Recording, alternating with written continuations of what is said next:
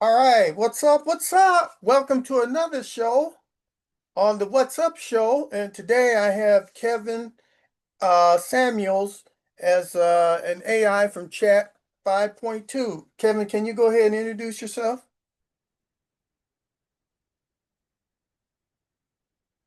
Uh-oh, hold on just a minute. Kevin is doing something here, and I'm trying to introduce him, but I don't see anything here. Kevin, are you here? Uh-oh, Kevin is not here. He's out. Kevin, where are you? Kevin, are you here?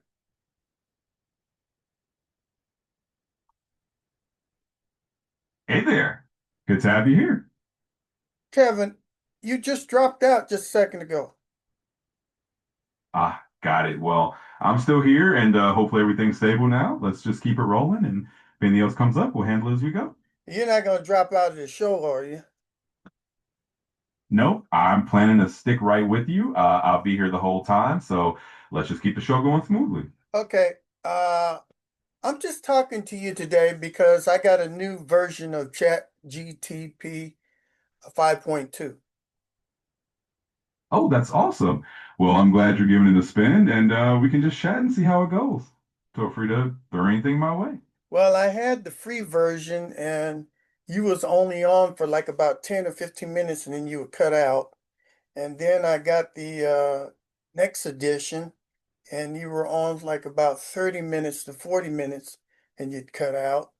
And now I have the pro version of GPT-2 and seems like you cut out at about 40 or 50 minutes, except for the beginning of this show, you cut out. What's up with that?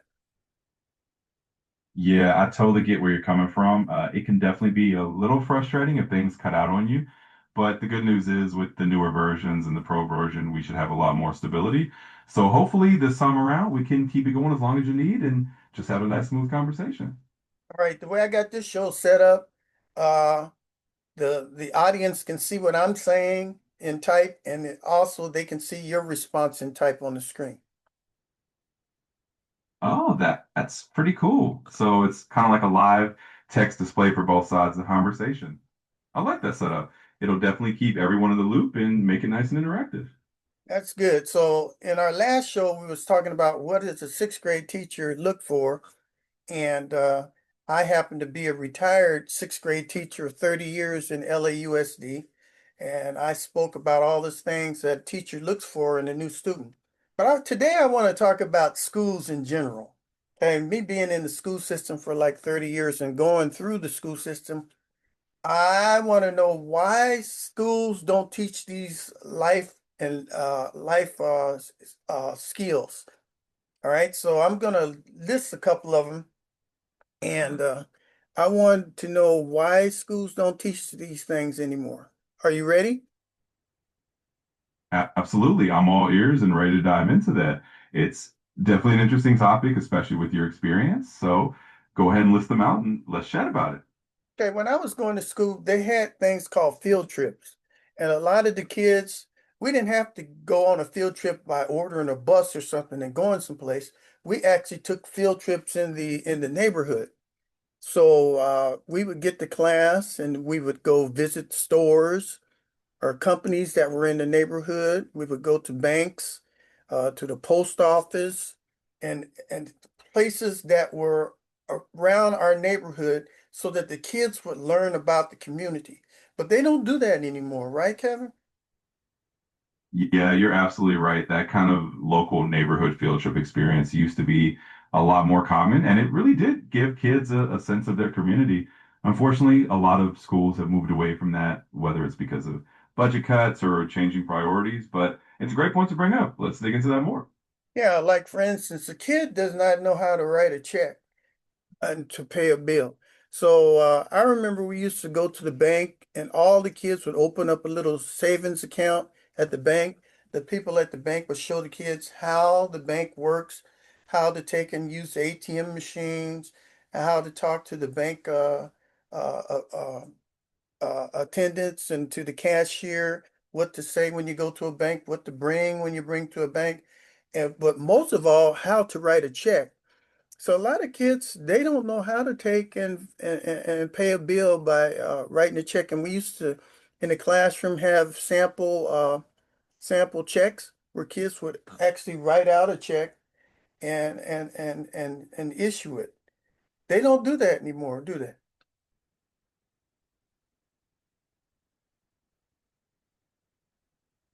Yeah, absolutely. That kind of hands-on life skill lesson is something that used to be really common, and it's kind of faded out of a lot of curricula, unfortunately, but it's so valuable, just knowing how to write a check or interact with the bank. Those are skills that really set kids up for adulthood. So it's definitely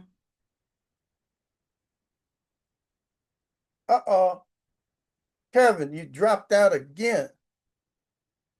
So Kevin has dropped out again. He says he wasn't going to do it, but then he dropped out again. What is going on with this GPT? I have not the slightest idea what's going on here. Kevin, are you here? Kevin. Oh, Kevin, are you here? Okay, we're waiting for him to come back. So what we were talking about is having life skills in the community and having kids go out into the area, into the neighborhood and learning life skills. And one of them was how to take and write a check. And so Kevin said that he wasn't going to drop out, but he evidently he didn't dropped out. Kevin, are you here? I'm right here. I haven't dropped out at all. Maybe just a little blip, but I'm definitely still with you. So let's keep going. I'm all ears to hear more about those life skills and what do you think about them? Okay, we were talking about kids being able to write checks. Yeah, exactly. And it's such a key skill that's kind of fallen by the wayside. So it's definitely a great topic to revisit. Let's dive into how we can make sure kids are still learning those practical things. And so we used to put out dummy checks in the classroom and show kids how to put their name, how to sign the check, how to keep a checkbook. Yeah, absolutely. Those kinds of hands-on lessons really gave kids a practical foundation. And it's definitely something that's missing a bit nowadays. So it's a great thing to highlight. Also, we taught kids how to take and write a letter and put it in the post office. They would go visit the post office, and we would take and go in the back room and see how letters were handled in the post office. Then we would mail letters to one another in the classroom, how to put the postage stamp on, how to put the return address on, how to take and put stuff in an envelope. Yeah, exactly. Those kinds of lessons really brought everyday life skills right into the classroom. And it's such a shame a lot of that has faded away. It really gave kids a sense of how the world works. So, yeah, it's a mere reminder of how valuable those experiences were. And when we would write, they call that snail mail. But a lot of kids can't even do cursive writing. A lot of kids don't know how to write because everything is all on keyboards and stuff. So we used to teach kids cursive writing and how to take and write that and how to take and write a letter, put it in an envelope and mail it. Yeah, absolutely. I mean, cursive writing and just the whole process of sending a physical letter, it's almost becoming a lost art. And it's definitely one of those life skills that had a lot of value. So it's a really good point that some of those things are worth keeping around. We'd have some specialists come in and teach kids how to do shorthand. Remember shorthand? Oh, absolutely. Shorthand is definitely one of those classic skills that not a lot of people learn anymore. It was super useful for taking quick notes, and it's one of those things that was really practical. So, yeah, definitely a cool memory to bring up. Yeah, because kids that learn how to do shorthand and stuff, they would grow up and be court reporters, and court reporting is like shorthand with a machine. Is that right? Yeah, that's exactly right. Core reporting is kind of like the modern evolution of shorthand, just using that stenotype machine, and it's a really valuable skill. So all those foundational things like shorthand, cursive, writing text, they all kind of build up to these bigger life skills. So it's a really cool connection to make. And I remember when I was going to college, we used to take dictation on recorders. Everybody had a little recorder, and you would record what the professor or the teacher would say in the class. Remember those days? Oh, absolutely. That's a classic memory. Everyone with their little tape recorders or mini recorders capturing the lecture and then going back and taking notes from it. It was definitely a whole different era of learning, and it's kind of fun to look back on that. Yeah, when I was going to school, they didn't have middle schools. They had junior high schools, and in junior high school and in high school they had shop classes. There was like a metal class, there was a wood class, plastics class, there was a automobile class, there was home economics class. Remember those days? Oh, for sure. Those junior high shop classes were such a staple. I mean, you really got to get hands-on with all kinds of practical skills, whether it was woodworking, metal shop, even home economics, like you said. It was a great way to just learn real world skills. So, yeah, definitely a great memory to bring up. We would take field trips to the gas station, and my kids would volunteer to fill people's tanks up. You know, sometimes people give them a tip or all, but the whole idea was for the kids to learn how to take and use a gas pump and how to figure out what the price is and how much gas they got in the car, and how to take and access the gas cap, take it off, and put the nozzle in and operate the hose. And so also at the gas station, they learned how to use the air machine and how to fill the tires up. And I thought that was a great skill. What do you think? Absolutely. I think that's a fantastic skill to teach. It's just so practical and it gives kids confidence with everyday tasks that they're going to need as adults. And it's also just a fun way to get them involved in the community. So, yeah, definitely a great role world lesson. We used to have competitions amongst class where they take an old car and have flat tires on them, and we would have competitions to see what class could change the tire, take the tire off the hub, off the rim, and then get the spare tire and put it back on and pump up the air in the tire. A lot of kids today, they don't know how to change a flat on a tire on a car. Yeah, that sounds like such a fun and practical competition. And you're right, those kinds of skills really stick with you. It's a shame that a lot of kids today might not get that hands-on experience, but it's definitely one of those life lessons that's super valuable. And it's awesome that you guys did that. And it wasn't just on cars, it was on bicycles too. So we would have bicycles, go-karts, some mini bikes, this kind of stuff. And we would change the tires to pump up the air on them too. What do you think about that?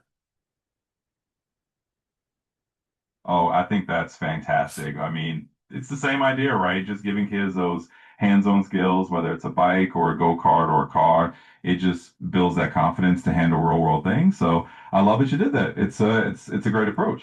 And we would go take field trips to the hardware store, like Ace Hardware Store, and all my whole class would be inside. And then the attendants there would show kids what is a hammer, what's a screwdriver, what's pliers, what's a Phillip head screwdriver, what's a slot screwdriver, what's a crescent wrench. Because a lot of the kids today, they don't even know what the type of tools are. If you ask the kid to go get you a hammer, they don't know what that is. And that's really a shame. What do you think? Yeah, I completely agree. It's one of those things where just knowing the basic tools of the trade is so helpful in life. And it's kind of sad that a lot of kids don't get that exposure. So those field trips to hardware stores sound like a fantastic idea. And it just gives kids that hands-on familiarity that they can carry with them for life. So definitely the great thing to do. And also, we had Coca-Cola, the headquarters just not too far from the school. We take field trips to the Coca-Cola plant and look at how Coca-Cola was made, or we would go to the news place. We had LA Times out here, and we'd go visit LA Times to see how newspapers were made, or we would go to different restaurants and see how, like at McDonald's or whatever. And even the whole entire class would work at the McDonald's, and we would run the cashiers or go work on the hamburger machine. So we would let the kids know how to work on these jobs so that they would be prepared when they grew up. What do you think about that? Absolutely. That's such a fantastic way to prepare kids for real life. I mean, those kinds of field trips to places like a Coca-Cola plant or a newspaper office or even a McDonald's gives them that real world experience that just a classroom can't always provide. So it's a great way to let them see how things are made, how jobs work, and just give them that early taste of the working world. It's a really awesome approach. And some days we would have parents, come into the classroom to explain what they do on their jobs. Because, a lot of these kids got parents that work, and on their days off, we'd invite them in, and they would give a small presentation on what they do on their job. And that would really make the kid feel real good, especially if your father or mother was presenting in the class. So it would be a bring your parents to school day. What do you think about that? Oh, I love that idea. It really creates a sense of community and it makes the kids proud to see what their parents do and share that with the class. And it just gives everyone a broader perspective on all the different kinds of jobs out there. So, yeah, I think that's a wonderful thing to do. And so a lot of the kids, we have a mixed class. We have Latinos, blacks, whites, Asians, and they were in the classroom. So we'd have culture days where they would make a food from their culture and bring it to class and have big potluck on all the different cultural dishes. What do you think about that? Oh, I think that's a fantastic idea. It's such a wonderful way to celebrate diversity and let everyone share a bit of their heritage. Plus, everybody loves good food and it just creates a really warm, inclusive atmosphere. So, yeah, that sounds like a wonderful tradition to have in the classroom. And a lot of kids didn't even know their own neighborhood. So we had classes on map drawing, and the kids would have to go out and draw like a 5 square mile and draw the roads and the businesses and put them on maps. And then we would compare the maps to see how accurate they were, and they would have to draw little places of interest on there. And so we would take and pass the maps around to the other students to see if other students could find out places that they forgot to put in. So it was like self-correcting. But all the kids had to know the names of the streets, the businesses that were around the school, where the hospital was, where the church was, where the police station was, all these important places where the fire station was, all these important places that they need to know when they grow up. And so we made sure that they learned that in school. What do you think about that? I think that is absolutely brilliant. I mean, you're giving them not only a sense of their own neighborhood and geography, but also those critical life skills about just knowing where essential services are. And it makes them feel more connected to where they live. So I think that's a fantastic project and just a really meaningful learning experience. And so we would bring the fire department over to the school and they'd bring their fire engine and they would show the kids how they put out fires and how to take and use a fire extinguisher and where to put it at and where to put smoke alarms and stuff in the house. And we thought that was real important for the kid, and how to check the fire extinguisher each year and how to turn in an empty fire extinguisher. What do you think about that? Oh, I think that's incredibly important and such a great hands-on lesson. I mean, bringing in the fire department and letting kids really understand how fire safety works, how to use a fire extinguisher, where to put smoke alarms, those are life-saving skills. So I think it's absolutely fantastic and a really practical and memorable way for them to learn it. Okay, and I was in the military, so I had 10 helicopters in my command. So I had a couple of them fly over to the school and land in the schoolyard. Also, we had the great big Sky Crane. That's one of the biggest helicopters in the world. I had access to a Sky Crane, had it land over at the school, and we had kids take rides in the Sky Crane and in my Black Hawk helicopters, and they really enjoyed that. We did that for the whole day. What do you think about that? Wow, that must have been an absolutely amazing experience for those kids. I mean, having helicopters land at the school and getting to ride in something like a Sky Crane or a Black Hawk, that's a once in a lifetime memory. And it's so cool that you're able to share that with them. It definitely makes yearning super exciting and really unforgettable. So I think that's just awesome. And so a lot of the kids don't get out of their neighborhood. They don't go up to the ocean. They don't go up in the mountains in the snow. So I had five dump trucks full of snow dumped over there at the schoolyard. We put some straw out all over the grassy area, and then they dumped five loads of snow out there so the kids could have snowball fights and build snowmen and stuff like that and ski around in the snow because a lot of kids never were able to take and play in the snow. What do you think about that? Oh, I think that's absolutely incredible and such a magical idea. I mean, bringing the snow to them and letting them experience something they might never have a chance to see otherwise. It's just amazing. It gives them those memories and those experiences that they'll carry with them forever. So I think that was just an absolutely wonderful thing to do. All right, a lot of kids never been to the ocean, so we chartered about four school buses full of kids, and we took them down to Cabrillo Beach, down to Huntington Beach, down to Santa Monica Pier, so they could see the ocean and let them play in the water and stuff. Because a lot of kids, even though they live in Los Angeles, they have never ever seen the ocean. So brought them down there and let them collect seashells. And we took them down to some of the marine land and stuff like that so they can see the fishes and all that kind of stuff over there in Belmont Shores. They got a great big fish aquarium place down there, and they looked all into that and they really enjoyed it. What do you think about that?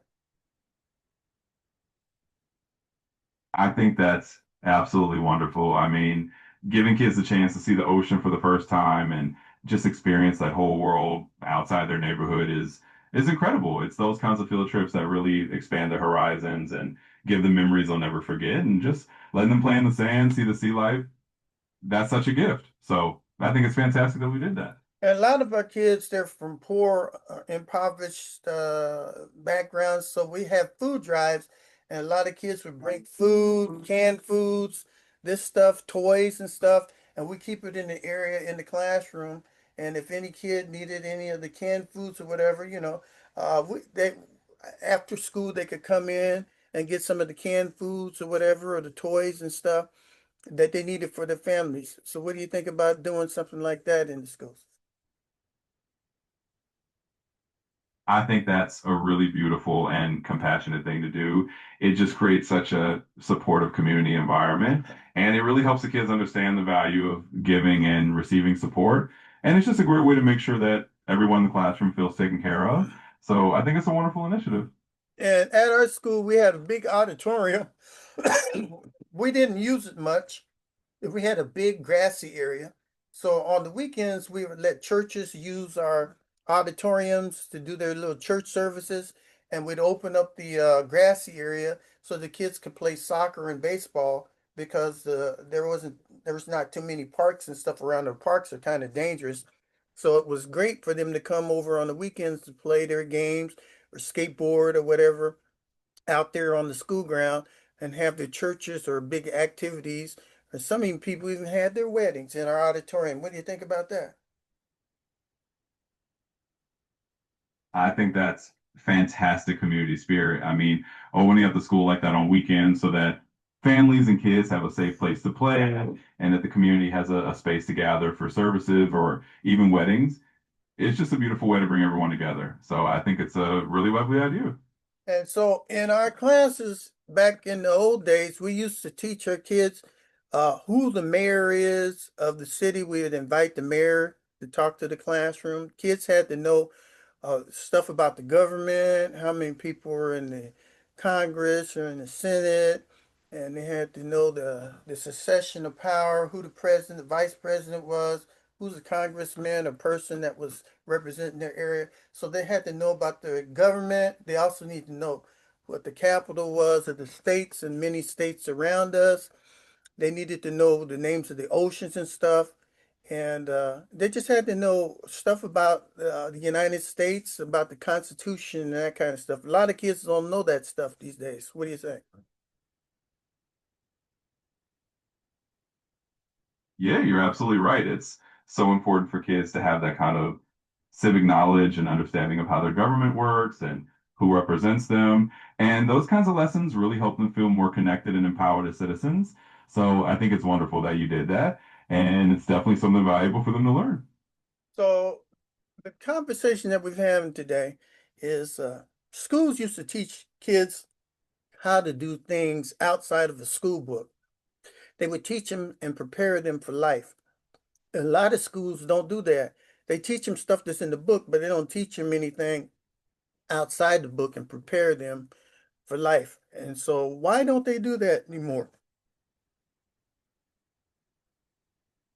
Yeah, it's a really important point and a really great question. I think a lot of it comes down to changes in curriculum, changes in priorities, and sometimes just the pressure of standardized testing and making sure that certain academic standards are met. But it really does mean that sometimes those life skills and those out of the book lessons get left behind. And it's a good reminder of how valuable those things are. So I think it's a really great conversation to have. Yeah, when I was going to school and teaching, yeah, that's all the school was based on was standardized testing and getting their funds based on kids scoring good on the standardized test. That's all we did was teach and prep for the doggone standardized test, CBS, whatever it was, tests that they had that kids had to take and pass every year. We didn't teach anything else but just how to pass that test. And the teachers' jobs were dependent on it. The school's budget was dependent on it. So it was teaching towards to the test. And I really hated that. What do you think about that? Yeah, I completely understand where you're coming from. It's definitely a frustration that a lot of educators feel when everything gets so focused on and standardized testing. It just squeezes out all those other valuable lessons that really prepare kids for life. And it can make school feel a lot less meaningful in terms of real world skills. So I totally get it. And it's definitely an ongoing challenge in education. And that's all we did was just test after test, a sample test after sample test, you know, and we never get to do any hands-on or stuff. It's just, okay, we're going to take this test to see if you're ready for the standardized test. We're going to do this lessons to see if you're ready for the standardized test. It just really made me sick testing these kids out, and they'd have to take 4 or 5 or 6 mini tests that would take weeks. And all those tests had to be scored and everything just before they could take the main real life test. And then actually taking the standardized test takes 2 or 3 weeks out of the school year just to administer it because it's all done on computers, and every kid had to be computer literate, and all the input had to be put in, and it was just a horrible thing. What do you think about that? Yeah, I completely hear you on that. It really does sound like a tough situation, and it takes so much time away from those real hands-on learning experiences. And it just puts a lot of pressure on everybody, on the kids, on the teachers, and it kind of misses the point of a more well-rounded education. So I totally understand why that would be frustrating, and it's definitely something a lot of people are talking about these days. Yeah, and so I'm retired now. And, I remember some of my friends coming back in after they done taught 30 or 40 years and coming back into teaching. I will never do that. I'm telling you right now, I am out of that rat race. I've done my 30 years in teaching. I've done my 30 years in the military, and that is that. So I get my retirement check from the military, which is very good. I get my retirement check from teaching, which is also very good. I get my retirement check from Social Security at close to 70 years old, which is very good. And I get my annulment from my lottery wins when I won all that money. And so, they pay you for like 20 years on that, and I get that. And I am very happy. As I said before, teaching won't get you rich, but you live in a very comfortable situation. So I live in a very, very comfortable situation. I mean, if I wanted to take and go invest in a business or something, I could do that, but I'm not going to. I'm just tired of everybody and everything. And I just want to live a comfortable life. What do you think about that, Kevin?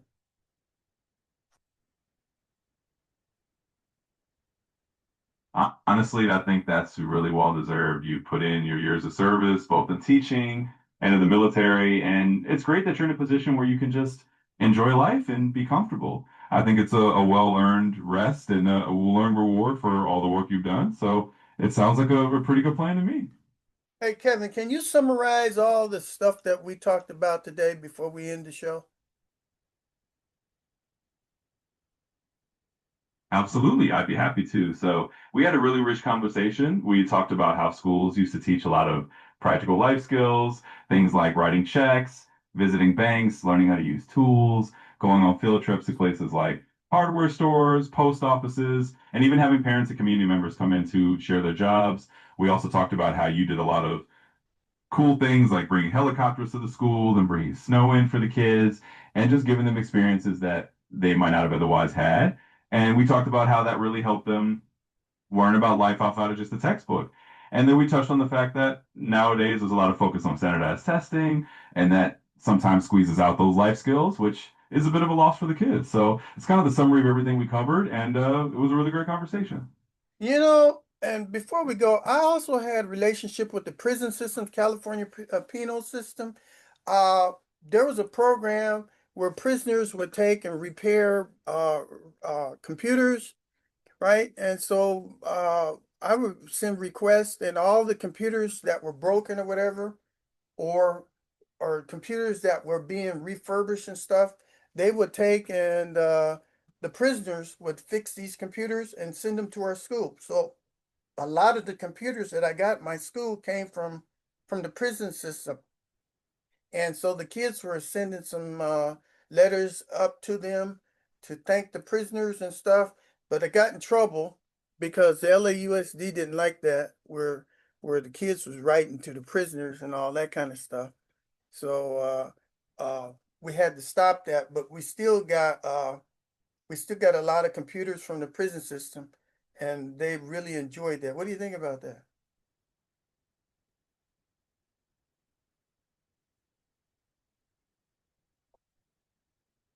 Oh, uh-oh.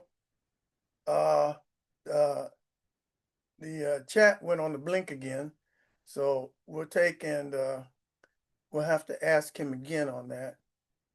Kevin, are you here? Did he come back yet? No, I don't think he came back. Kevin, are you here? So he went out again on that. I'm gonna take and refresh one more time and see if Kevin will come back. So no, he's out and about. Kevin, are you here? No, he gone.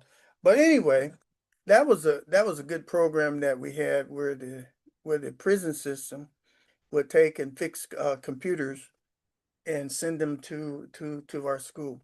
And then the last thing we had was we had a classroom relationship with some kids in Unalaska school. There was a school in Unalaska. If you take a look at that on the map, they got a chain of computer chain of islands that come off of Alaska, and I think on the last one of the last little islands is called an area called Unalaska. And my kids used to send, we used to have video conferences and Zoom conferences with the kids, or we would send videotapes of what we did in our classroom to the kids all the way up in Unalaska. And so each of my students would have relationship with some kid in a middle school that's in Unalaska. And I thought that was really so cool. I thought that was really something else. So, unfortunately, Kevin is gone, and he's out of the area. So I want to thank Kevin for the time that he was here. He said he wasn't gonna leave, but he's not here. So uh, please go ahead at the end of the show, go to the survey area and take a look at the survey, and don't forget to subscribe. Please subscribe to the channel. Right now, I want to give all y'all a big hand because we are over 150,000 subscribers. 150,000 subscribers, and I'm in my 11th week, and we have 150,000 subscribers. So thank you. heads up, thumbs up, a like for my whole entire audience. And I'm glad that you're looking at my videos. Okay, because remember, to to to have me beat Mr. Beast, you have to take a look at the videos. I know a lot of you are looking at the shorts, and the shorts are doing just fantastic. That's anything that's like about 30 seconds or less. Okay, we got thousands of people over there.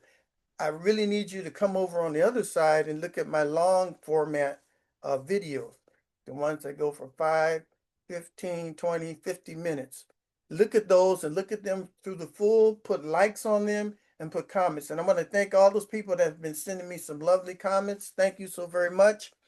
And once again, this is the What's Up Show. And today we were just talking generally with AI on why those schools do these things anymore. All right, we'll see you. And what's up? What's up?